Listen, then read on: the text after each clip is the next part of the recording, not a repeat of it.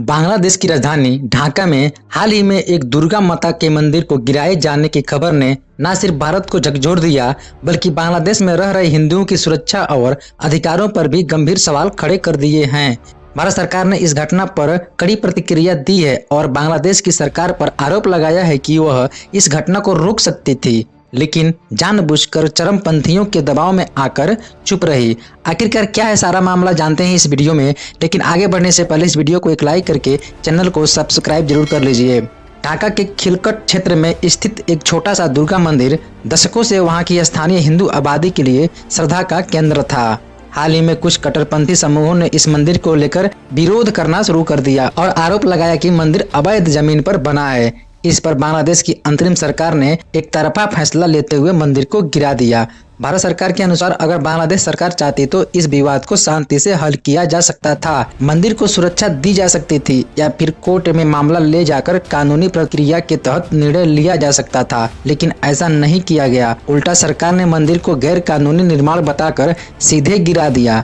भारत सरकार ने इसे एक दुखद और दुर्भाग्यपूर्ण घटना बताया है। भारत के विदेश मंत्रालय ने इसे पूरे घटना पर औपचारिक विरोध दर्ज कराया है। भारतीय अधिकारियों ने कहा, हमें यह समझ में आता है कि कुछ कट्टरपंथी दुर्गा मंदिर को गिराने की मांग कर रहे थे, लेकिन सरकार को मंदिर की सुरक्षा देनी चाहिए थी। इसकी बजाय उन्होंने इसे अवैध कब्जा बताकर गिरा दिया, जिससे वहां रखी देवी की मूर्ति को भी नुकसान पहुंचा। यह कोई पहली बार नहीं है जब बांग्लादेश में हिंदू मंदिरों और संपत्तियों पर हमले हुए हैं। दिसंबर 2024 में प्रकाशित एक रिपोर्ट के मुताबिक बांग्लादेश में हिंदू आबादी अब 8% से भी नीचे पहुंच चुकी है। यह गिरावट संख्या के साथ साथ आर्थिक और सामाजिक रूप से भी दिखती है। कई हिंदू व्यवसायी अब व्यापार नहीं कर पा रहे हैं, भेदभाव और हिंसा का शिकार हो रहे हैं और उनकी संपत्तियों पर जबरन कब्जा किया जा रहा है। अंतर्राष्ट्रीय मीडिया में भी इस पर रिपोर्ट आई है। एबीसी न्यूज ऑस्ट्रेलिया ने लिखा था कि बांग्लादेश में हिंदू खुद को ठगा हुआ महसूस कर रहा है। जब डोनाल्ड ट्रंप 2020 में चुनाव प्रचार कर रहे थे, तब उन्होंने भी बांग्लादेश में हिंदुओं के हालात पर चिंता जताई थी, लेकिन चुनाव जीतने के बाद यह मुद्दा पूरी तरह गायब हो गया। यूएन और इंटरनेशनल मीडिया में भी इस समय इस घटना को नजरअंदाज कर रहे हैं, जो कि एक बड़ी विडंबना है। भारत सरकार ने केवल बयान जारी नहीं किया, बल्कि नीतिगत स्तर पर भी कार्रवाई शुरू कर दी है।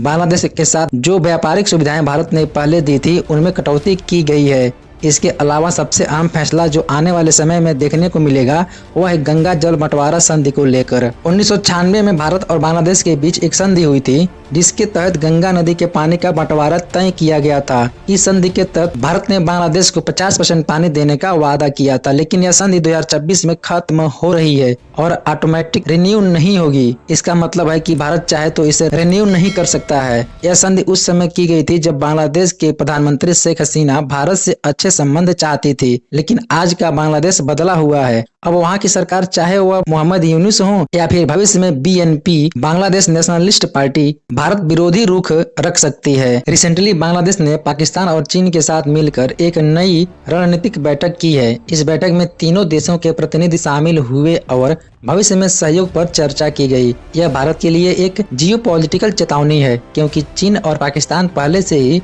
भारत के खिलाफ हैं और अब बांग्लादेश का जुड़ना चिंता का विषय है। भारत को अब नई रणनीति बनानी होगी। अब समय है कि भारत भी साफ कर दे कि पड़ोसी देशों के साथ अच्छे संबंध एक तरफा नहीं हो सकते। अगर कोई देश भारत के खिलाफ कदम उठाता है तो उसे उसका राजनीतिक और आर्थिक नुकसान भुगतना पड़ेगा। विदेश मंत्री एस जयशंकर ने हाल ही में कहा, अगर कोई देश भारत के साथ सहयोग नहीं करना चाहता तो उसे उसकी कीमत चुकानी होगी। जैसा कि कई देश बदलते हालातों के हिसाब से रणनीति बना रहे हैं, भारत को भी चाहिए कि वह जापान जैसे देशों के साथ अपने रिश्ते मजबूत करे। जापान और अमेरिका के रिश्तों में भी खटास आ रही है और जापान अब नए पार्टनर्स की तलाश कर रहा है। भारत के लिए यह एक अच्छा अवसर हो सकता है। ढाका में एक छोटे से मंदिर का गिराया जाना केवल एक स्थानीय घटना नहीं है, यह दिखाता है कि बांग्लादेश में अल्पसंख्यक समुदाय, खासकर हिंदुओं की स्थिति कितनी कमजोर हो गई है। भारत के लिए यह समय है जब उसे अपनी नीतियों में स्पष्टता और शक्ति लानी होगी। जितनी जल्दी भारत यह संदेश पड़ोसी देशों को देगा कि अब दानवीर भारत का युग खत्म हो चुका है, उतनी जल्दी क्षेत्र में स्थिरता और संतुलन आ सकेगा। जय हिंद, वंदे मातरम।